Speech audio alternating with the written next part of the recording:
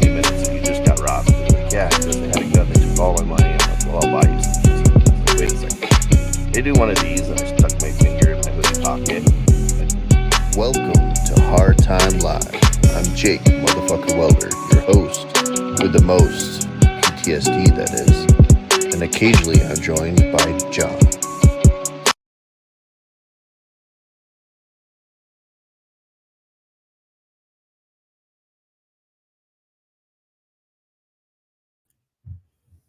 Hello, this is Jake, motherfucker welder. Welcome to another live.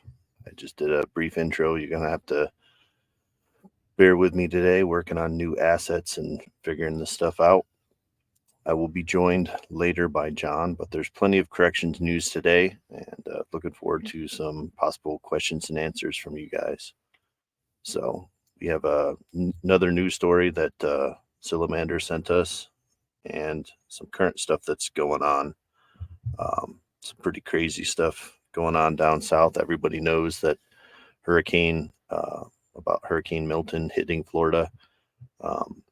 That's like our top news story currently. So this is the second hurricane in just a short amount of time. So we're going to discuss a little bit how that affects corrections, and again, take your guys' questions and answers here in a little bit. So I have an article here from WKYT News. It says inmates help Florida residents fill sandbags ahead of Hurricane Milton. So this is by Emily Van der Riot. So in Lake County, Florida, inmates help prepare sandbags in parts of Florida ahead of Hurricane Milton. In a Facebook post, the Lake County Sheriff's Office said inmates are assisting residents that are not capable of filling their own sandbags. The inmates helped fill sandbags at 3 locations Tuesday, including Pier Park, Mineola Athletic Complex, and North Lake Regional Park. Hello, Salamander. Thank you for joining us. The county said sandbag sites are open daily from 7 to 7 or until weather conditions become unsafe, said the sheriff's office. Sand and bags are provided, but residents are asked to bring their own shovels to fill the bags. Lake County is in central Florida and borders the northern and western parts of Orlando. According to CNN, Hurricane Milton re-strengthened to a Category 5 hurricane as of late Tuesday afternoon. The storm is expected to weaken as a Category 3 hurricane by the time it makes landfall in Florida's Central Gulf on Wednesday night. However, the storm is expected to double in size, meaning its disastrous impacts will be felt over a large area. Florida officials are pleading with residents to evacuate and warning that lives are at stake. So I think that's a good move by Governor DeSantis and the local sheriffs to use inmates to fill these sandbags. You have trustees, you have inmates that are minimum security, allow them to go ahead and be able to participate and do something positive while they're locked up. We're also going to talk about continuity of operations for a couple different places. So we have some different facilities that are handling it different ways in Florida. I was only able to find one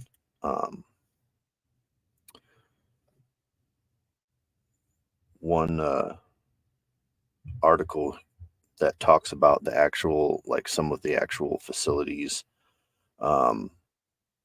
transferring inmates and evacuating, and some that aren't evacuating.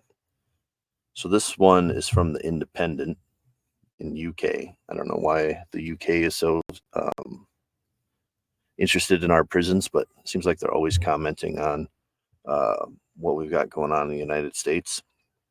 Florida evacuates thousands of prisoners ahead of Hurricane Milton. So this is by Josh Marcus out of San Francisco. Evacuations come after state used incarcerated people to clean up after Hurricane Helene. The state of Florida has evacuated more than 4,600 prisoners. This is prisoners ahead of the arrival of Hurricane Milton, the Category 5 storm that's expected to bring unprecedented damage to major population centers like Tampa. As of Tuesday afternoon, the state had successfully relocated 4,636 inmates without compromising public safety, and additional evacuations are underway, according to the Florida Department of Corrections, with prisoners moved to hardened institutions, in quotes, with a better chance of weathering the storm. Inmate locations are made public 24 hours after relocation per the agency, and a full list of institutions undergoing evacuation can be found on the department's website. The mass evacuation is part of the larger preparedness for the arrival of Milton, which is expected to bring historic damage to Western Florida, where cities like Tampa haven't seen the eye of a hurricane in more than a century.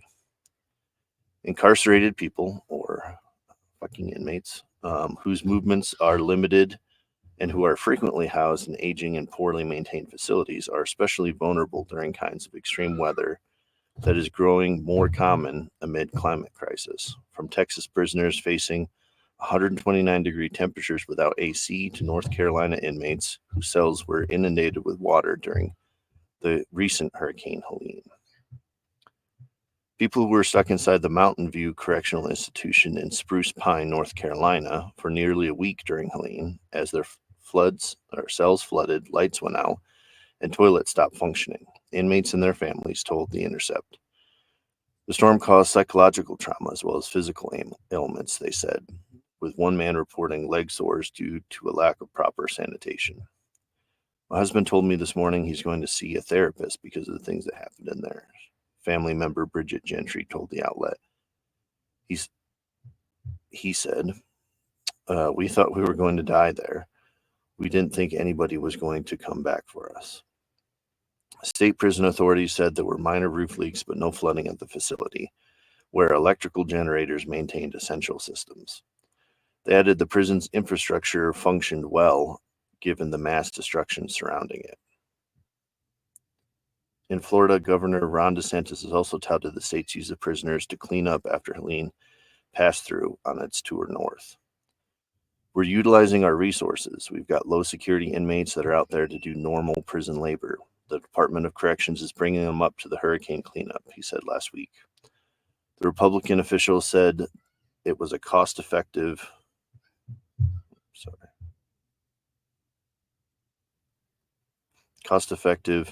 to have prisoners out there cleaning up in the debris, which would cost us way more money if we had to do that through some sort of private contractors. So we've talked about that before.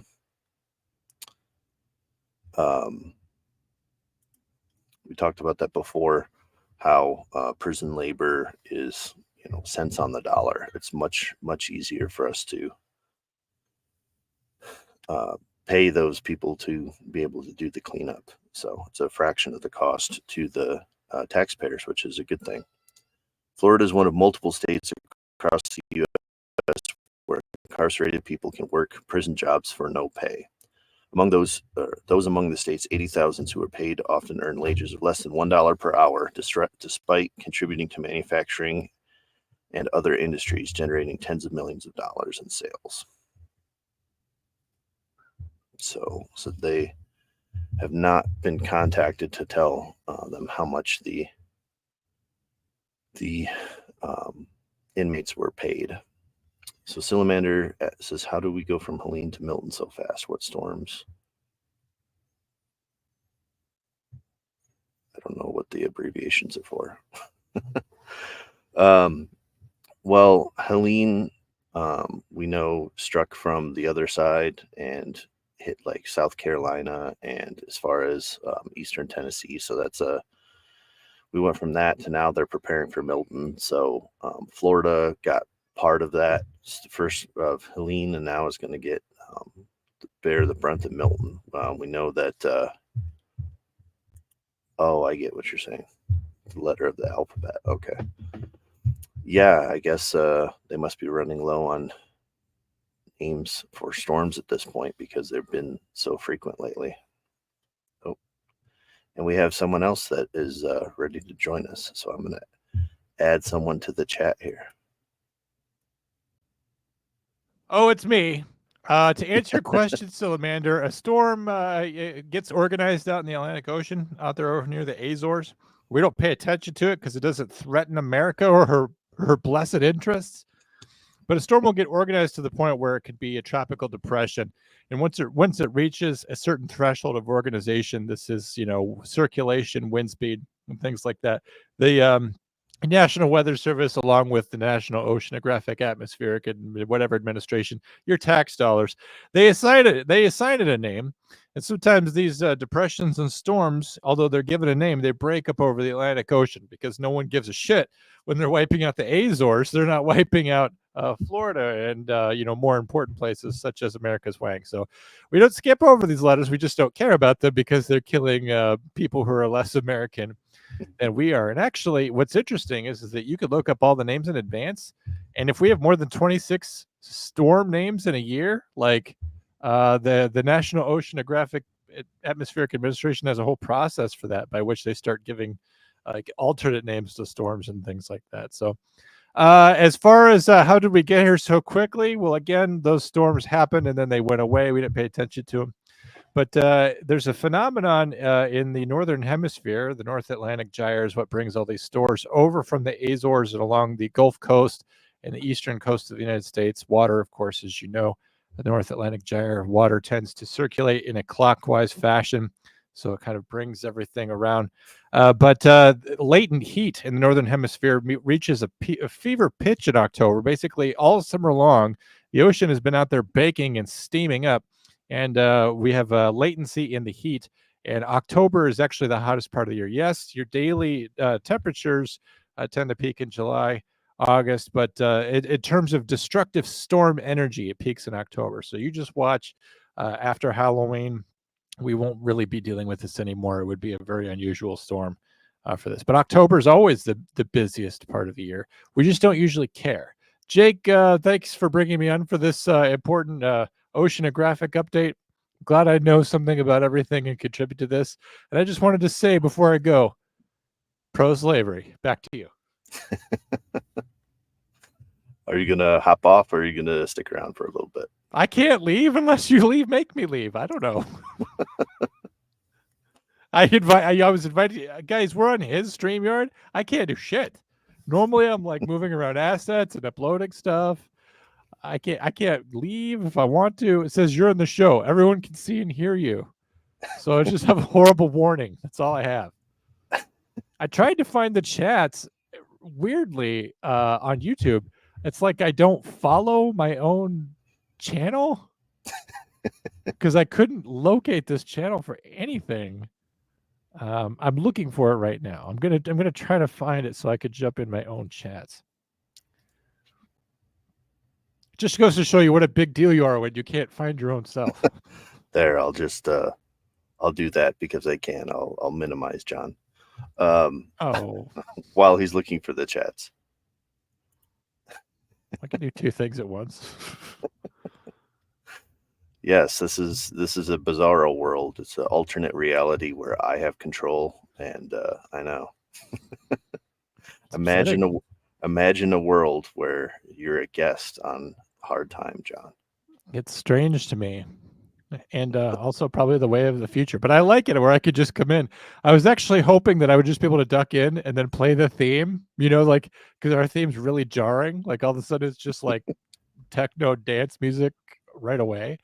And then just be like, all right, now the show can start, and just like totally just disrespect everything that you had going, as though it were merely noise. She said she's having a hard time finding it on YouTube. So yeah, well, and I have a hard time getting it on Instagram on here.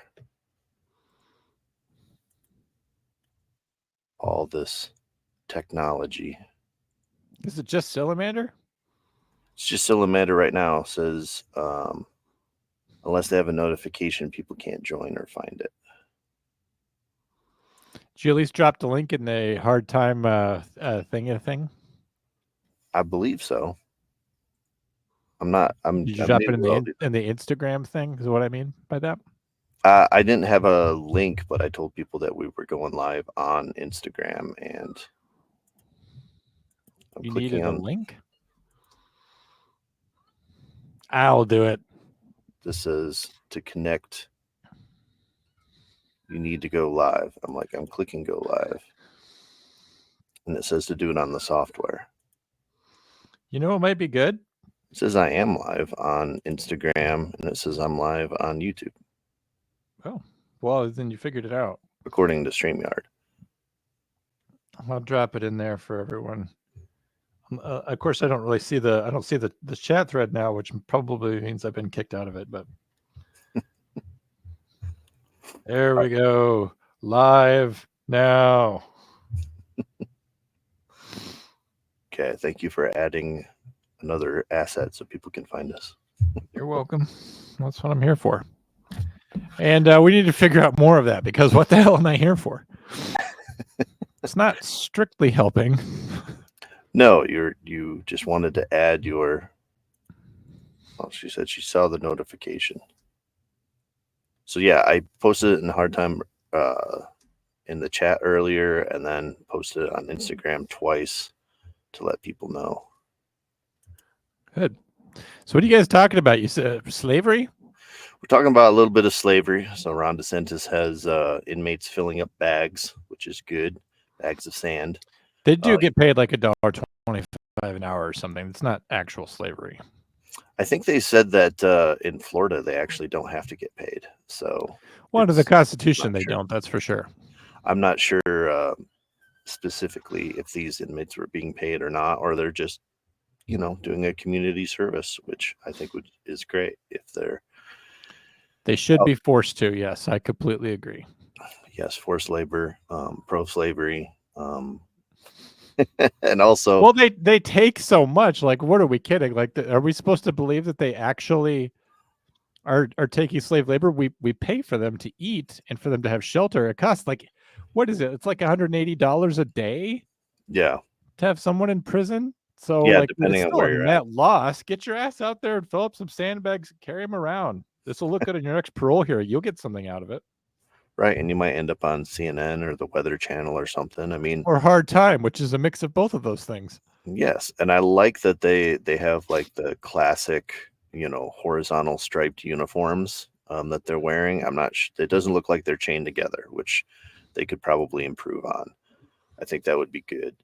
Yeah, they don't. If you don't want to fill sandbags, don't go to jail. I agree, Salamander. They were talking about the law, asshole. Right, there's like 4,600 inmates that they transferred, and then some of them, it said they moved to hardened jails where they hopefully won't be affected as much by the storm surge. But yeah, we were talking a little bit about continuity of operations, them moving over to other facilities. But there was a thing here they were talking about, which Manatee County Jail in Palmetto, Florida. So they said they have 1,200 inmates there, and they're not evacuating. So I'm wondering if it is pretty close to where the eye of the storm's supposed to hit. But yeah, but apparently they say it's a hardened institution. I don't know, maybe they're doing some sandbags, maybe they're on some slightly. Usually when you hear someone say hardened institution, you're hearing somebody talk about Jake. Usually. I like to give people a hard time.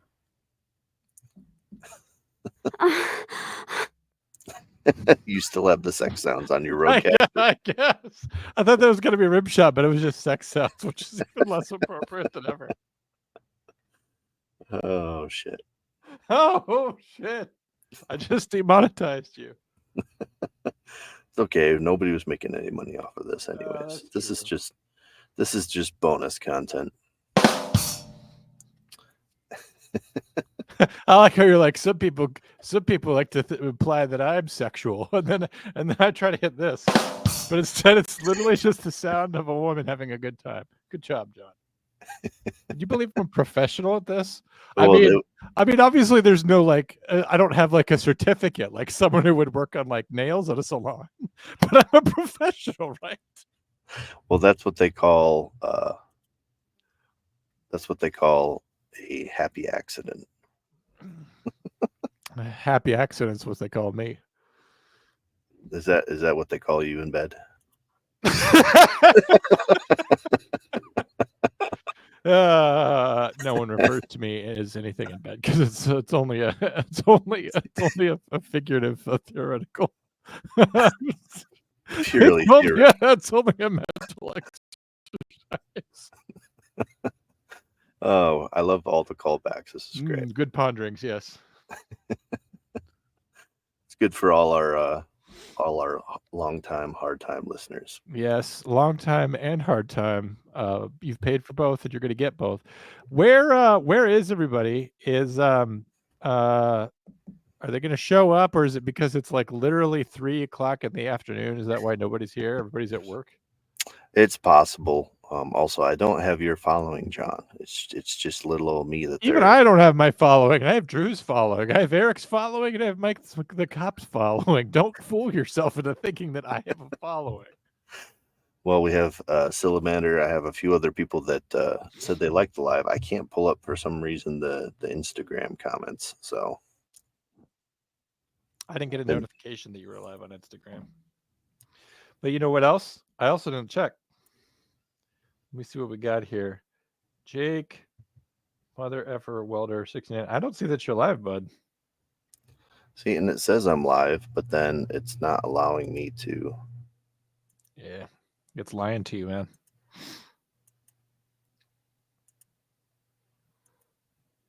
All right, let me click on this, see if I can get it live.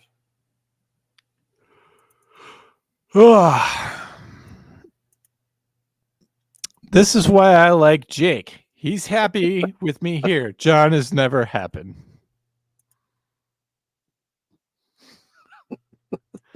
Well, it's possible that I find everything in life dissatisfying and you're just kind of caught up in everything. It's also possible that my soul has been crushed under a weight of depression and I have no heart for anything at all. And you're just finding a way to make that about you, Salamander. It just could be that. Could be that every day I wake up wishing I hadn't. That's all.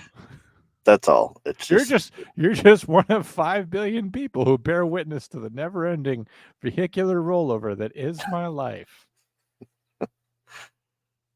Raccoons notwithstanding. Oh, Jesus, don't. You're activating me. Well, we talked about a little bit about I saw you sent me a link. Was I supposed to read that or? Well, it's talking a little bit more about evacuations and stuff, but I think we've talked about that quite a bit. How about we watch a video, something that Salamander sent me, and this is going to go out as an episode anyway. So even if people aren't able to join us live, except Salamander, people will still be able to enjoy this content. So you'd think so. You have the last one set to draft, so it never actually published. Oh, that's why. Get in there and select publish.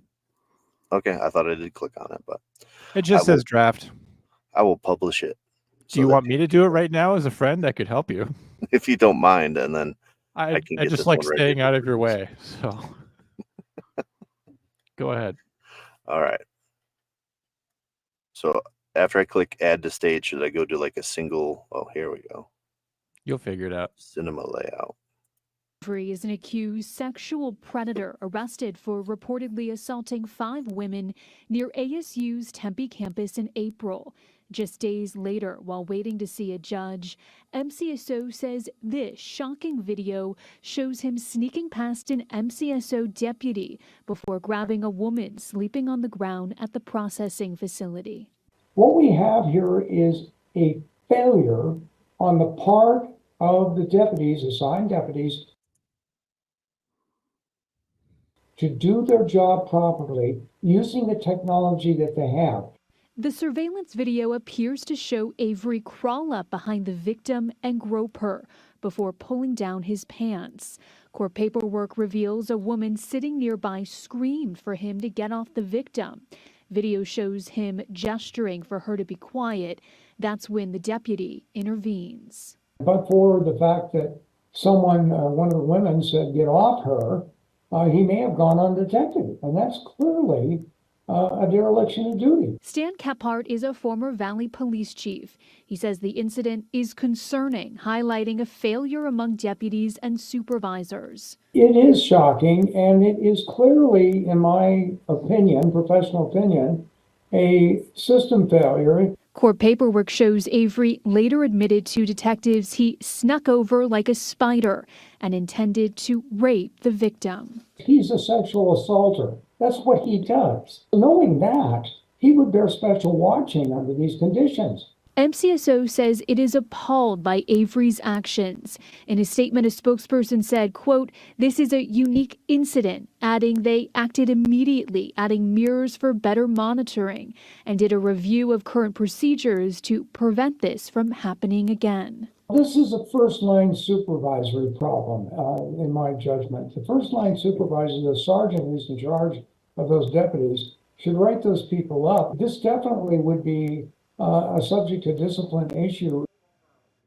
Now, Avery is facing additional charges for attempted sexual assault following this incident. He's also facing 11 counts, including kidnapping and aggravated. Okay.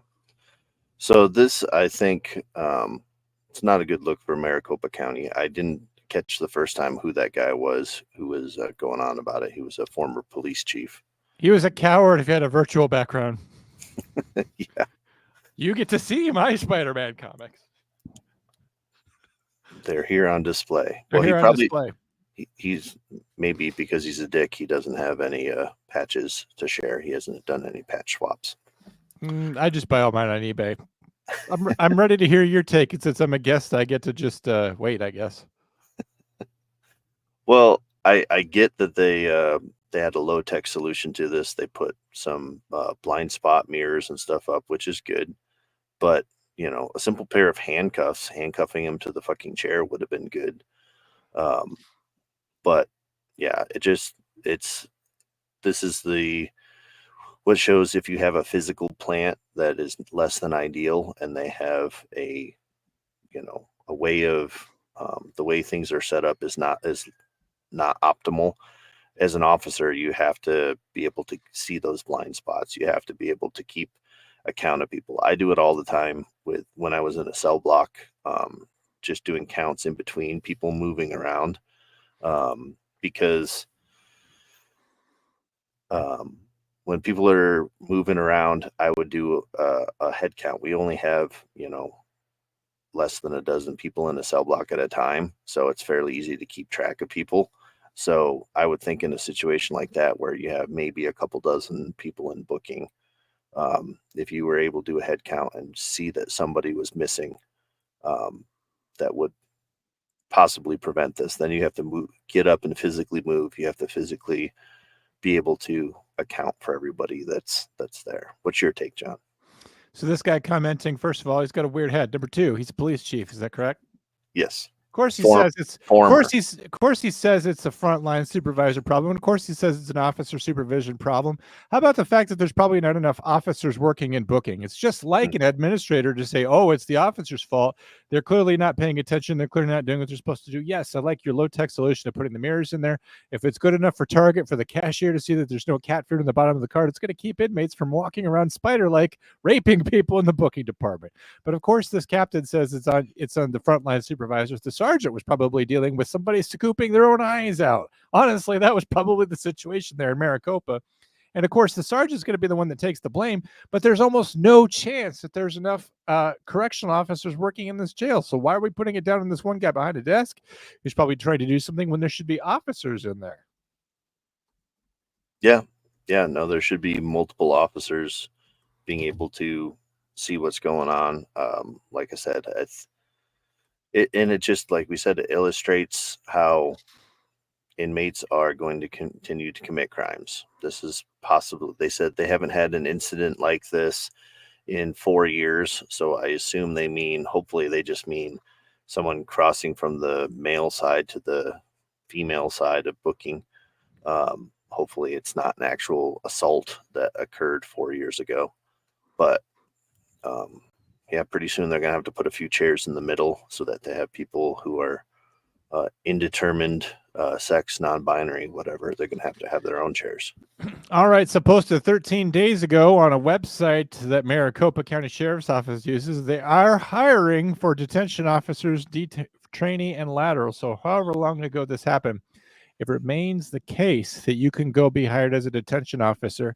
Of course, it was no great leap of me to suspect that they were down employees, but even right now, you can go be a detention deputy if you want in this very jail and get a job there, because it's the case throughout the profession that there's not enough correctional officers working in the jail. And when inmates are not being supervised, that's how they know they can be this bold. That's how they know that they can spider walk or crab walk over to people and rape them in full view of other people, by the way. And they can get away with it. They've been watching, they've been looking at the officers. They know the officer's distracted, the officer's busy, and that there's nobody else walking through.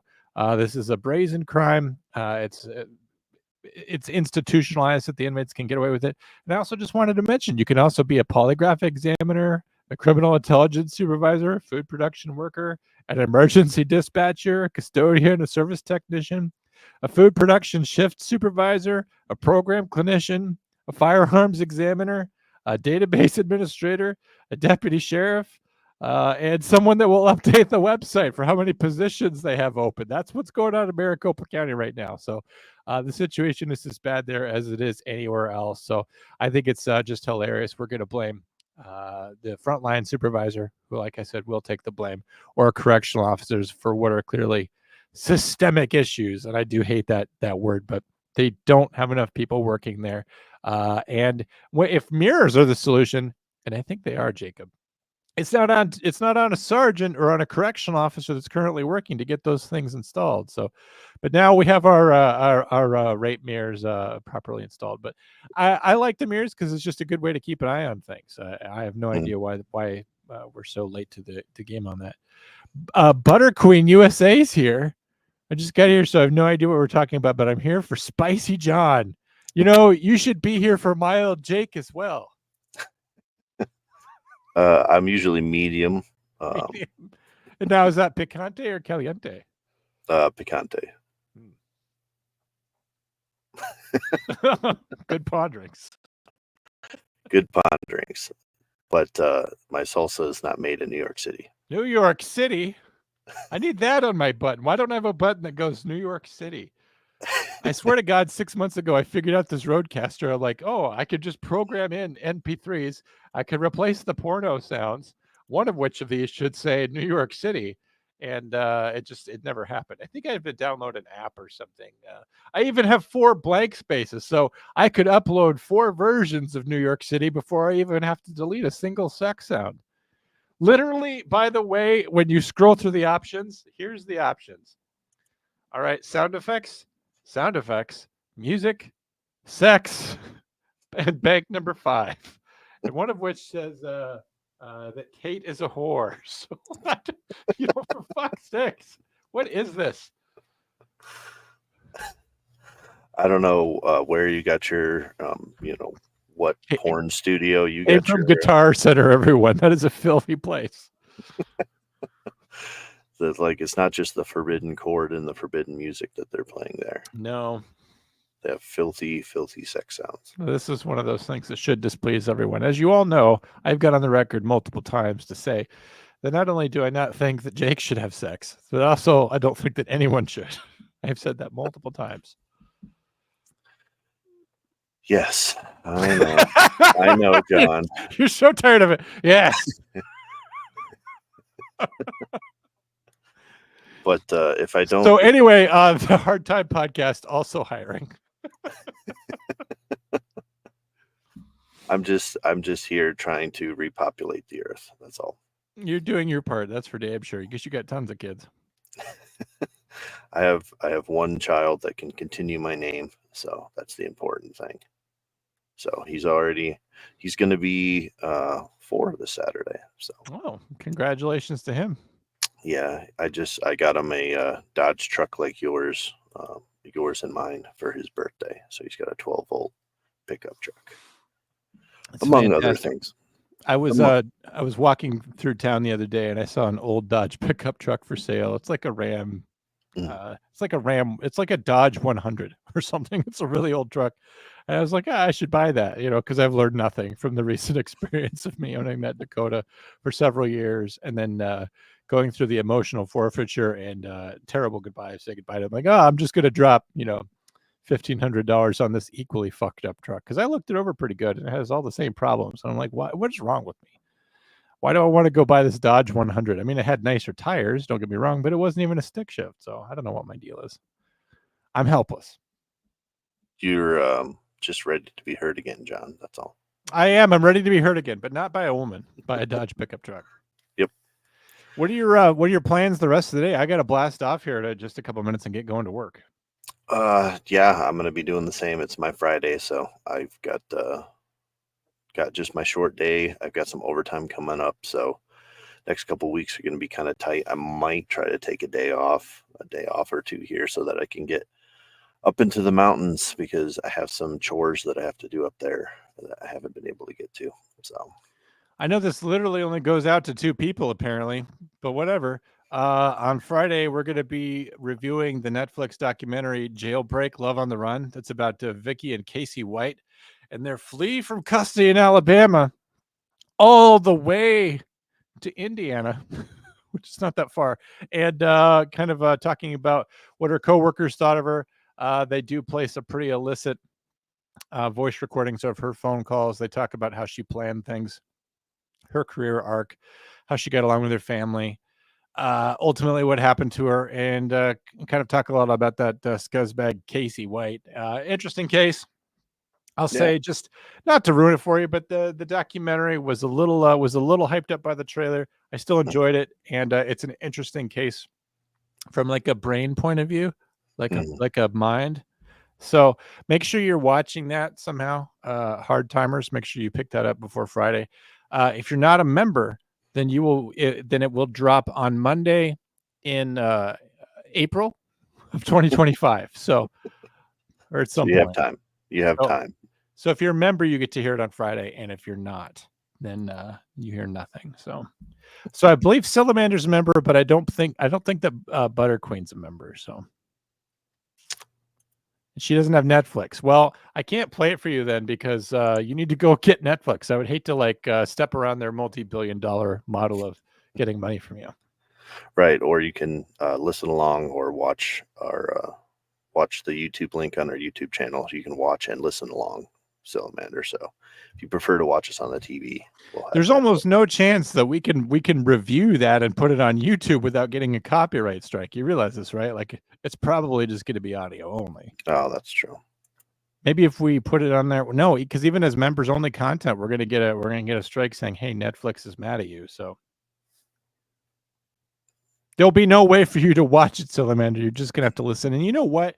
The thing is that we'll do a good job. There's some parts of it that are visually focused. Like there's one part where like Vicky is physically escaping with Casey, and it's a visual cue you'll need to notice, but we'll draw attention to that. So I think I'm satisfied that if you just listen to the podcast and us describing what's going on in this Netflix thing, it'll be good enough, because most of what it is talking head people. Like it's Vicky's boss and Vicky's coworkers and Vicky's mom and another inmate and this other inmate, and they all say kind of what they thought about this whole thing. And so I don't think if you can't watch it, you're not going to miss out. But if you can watch it, you'll get more out of it. Yeah, and it also educates you how to have a secret relationship with a prisoner if you want to. So here's a hint: get a second phone. Right, have a burner phone, and be the person in charge. That helps. Be the person in charge. Those are two of the three things be a very desperate person. So those are the 3 tips I have for you. The thing is I'm not sure she was desperate, although she did make some comments about like when she talked about like her dream job. I don't want to spoil that because it's like a major shocking point of the documentary. But self-image issues for sure. But I'm not sure she was desperate, to be honest with her. Although I was there was well, I don't want to ruin it too much, but there was an element in her past that was especially tragic that I never knew about. So we'll be talking about her empathetic things, angry things, sad things, We'll figure it out. Butter Queen doesn't got it either. Well, Butter Queen, are you a member of Hard Time? Because if you're not a member of Netflix or Hard Time, what are you subscribing to? Is it the Comm Center? Because then I'm supposed to shut the fuck up. So Right. Do you need to manage your memberships? And yeah, you can listen to Hard Time when it comes out April of next year. To be honest, what we'll probably do is we'll drop it on Friday, and then maybe we'll drop it on Monday for non-members.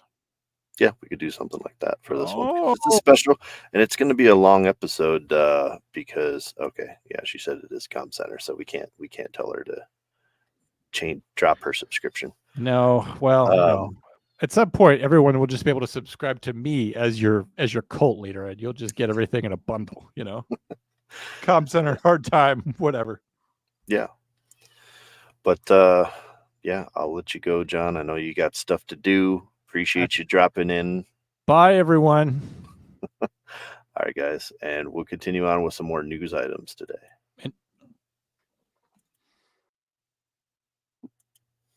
Okay, I didn't mean to completely cut John off. I just wanted to give him an out if he needed it, because he said he was going to come on for a couple minutes, and then he ended up being here for quite a while, so we appreciate that.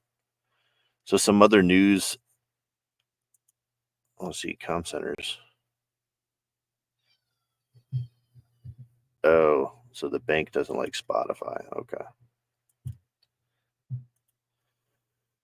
Banks don't like Spotify people. They don't want my children to have beer to drink. So, unfortunately, that's where we're at. That's the state of things here on Hard Time. I also wanted to talk about, I alluded to it a while back, a news story here with coming out of MDC in Brooklyn. So, the Metropolitan Detention Center there. We have a CO accused of using a prison van to pursue civilian car from staff parking lot. So we have a very enterprising CO here who decided that he wanted to pursue a vehicle while on duty. So this is by John Anise, New York Daily News. It says, New York, an out-of-control corrections officer at MDC Brooklyn, the troubled federal lockup that currently houses Sean Diddy Combs, Sands, Johnson & Johnson baby oil, chased a car for miles out of the jail's staff parking lot last year and shot one of its occupants, federal prosecutors charge. Correction Officer Leon Wilson, 49, had no authority to pursue the fleeing BMW once it left the jail's property line, but that didn't stop him, federal prosecutors allege. The rules of the road didn't stop him either. He chased the BMW for 5 miles at dangerous speeds in a Federal Bureau of Prisons minivan, running at least one red light, the feds allege. About 2 minutes into the chase, he fired off 3 rounds, one of which wounded a passenger in the BMW, according to a criminal complaint. Wilson, who was on duty, never reported the shooting to NYPD or to officials at the jail or BOP. So that's a problem. I get if you're dealing with things, if you're dealing with somebody on the property that's doing something they shouldn't. I get that, but continuing to leave after the fact and not notifying the authorities, that's not good. Court filings don't indicate whether Wilson had any connection to the BMW or its occupants, though his defense lawyer said he was trying to prevent them from smuggling contraband into the jail. He was arrested Sunday and is expected to be arraigned in Brooklyn federal court Monday afternoon. A Bronx resident, Wilson has worked for the BOP since 2000, so 24 years he's been there. The bizarre chase happened in the early morning hours of September 4th, 2023, when Wilson was assigned to monitor the Sunset Park's jail's perimeter. So they had a perimeter car. That's what John wants to have, a perimeter car with an armed officer inside, according to the complaint. As part of his job, he's authorized to carry a gun. He abandoned his post briefly at about 4:30 a.m., getting into the BOP-issued minivan and driving to a nearby subway station to buy a Metro card, the complaint alleges. When he got back at 4:42 a.m., a gray minivan with tinted windows pulled onto the staff lot. the Fed said. He parked the van across the street and idled for about 3 minutes as he watched the BMW, then drove off into the lot and pulled in front of the offending vehicles, according to the complaint.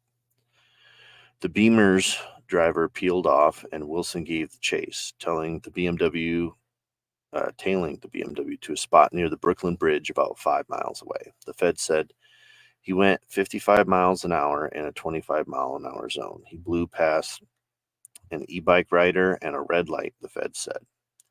He squeezed off 3 bullets on Hamilton Avenue near the Gowanus Expressway, striking rear of the BMW with each shot and wounding a male passenger, the Fed alleged. By 5 a.m., Wilson had returned to MDC. The victim suffered near-fatal, serious bodily injury. Assistant U.S. Attorney Eric Silverberg said at Wilson's arraignment Monday, the man was shot in the back, about a millimeter away from his lungs, the prosecutor said. Wilson is charged with willfully depriving an individual of his constitutional rights while acting under the color of law, which carries 10-year maximum sentence. Silverberg said he could face additional charges.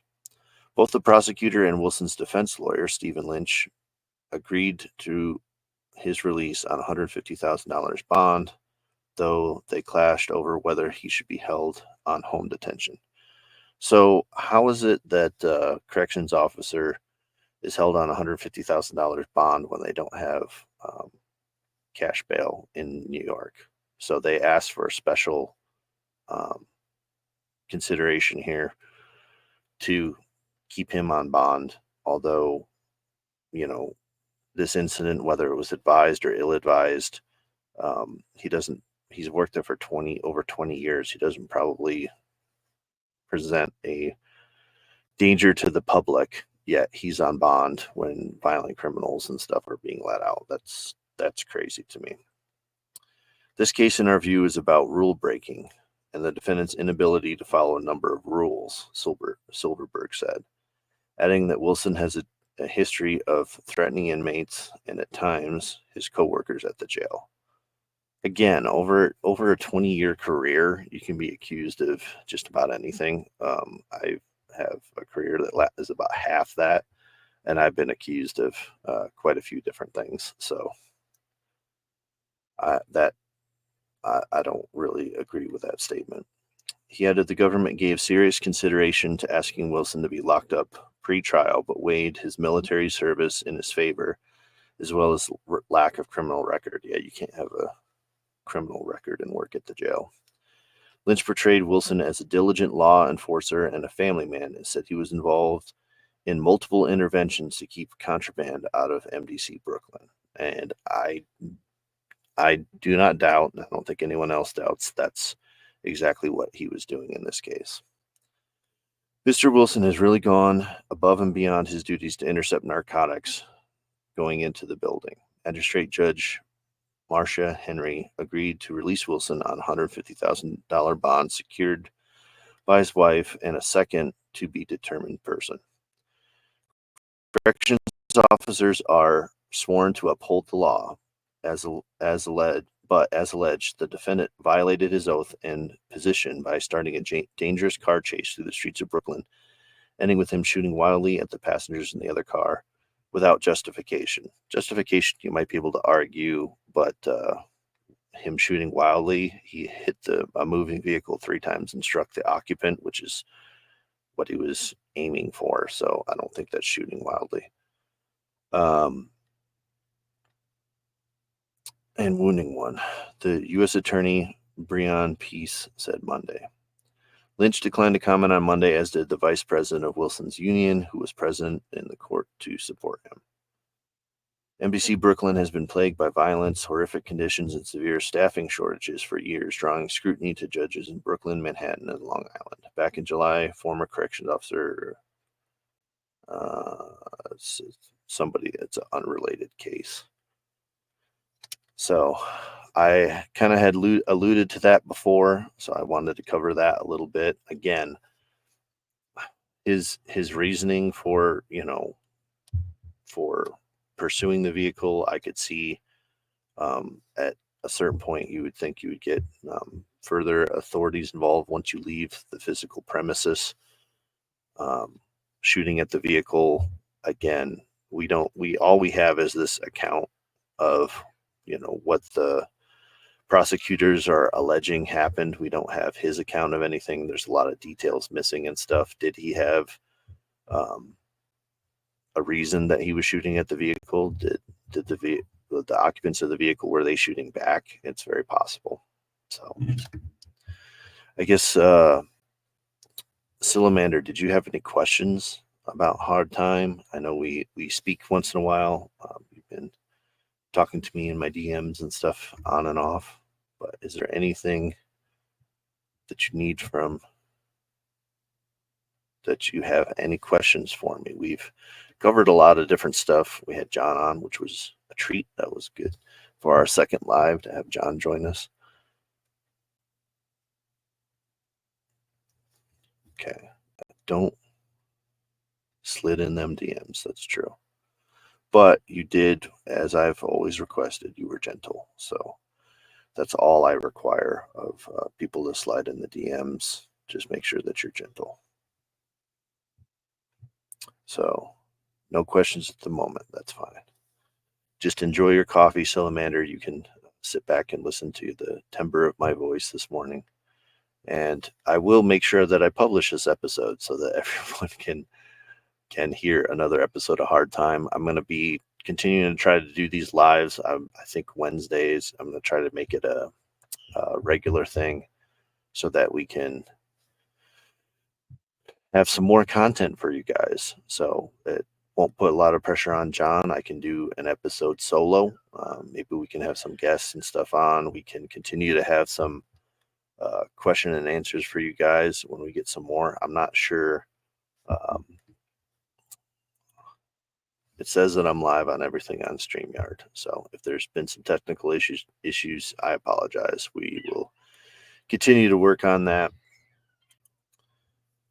As I get to work out the bugs, I have learned here how to present some assets and stuff, how to load some things that I can load and can't load. So I have to, for photographs, I got to figure out how to do that. So John's been helpful, letting me get on my own StreamYard here for Hard Time and being able to present this for you guys. So I appreciate you sticking with me. Appreciate you guys subscribing to Hard Time. We do try to put a lot of work into it. Hopefully it shows. Not always the highest production quality on this live because I'm still learning, but doing my best for you guys. And we will continue to move forward and get some more.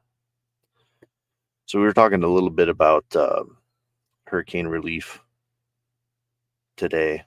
So for our Jake joke for this episode, what do you call a helpful lemon? A lemonade. I know it's difficult when I don't have John here to react, but hopefully Silamander enjoyed that, and I'm sure when Felony Melanie listens to this, she will enjoy the Jake jokes. So we'll try to keep those coming. Try to continue with Hard Time. Like I said, make sure that you guys tune in for Friday's episode. It's going to be a little longer episode that we're going to do, breaking down that Netflix case. And yeah, we're going to keep on keeping on with Hard Time. We're still going to be releasing new episodes, releasing some of the older episodes for people that haven't heard them yet. Our non-subscribers are still getting access to that content, albeit delayed. So, all right, guys, it's been just about an hour. So I'm going to say goodbye, Jake. We'll catch you next time, and I will see you next Wednesday on Hard Time Live.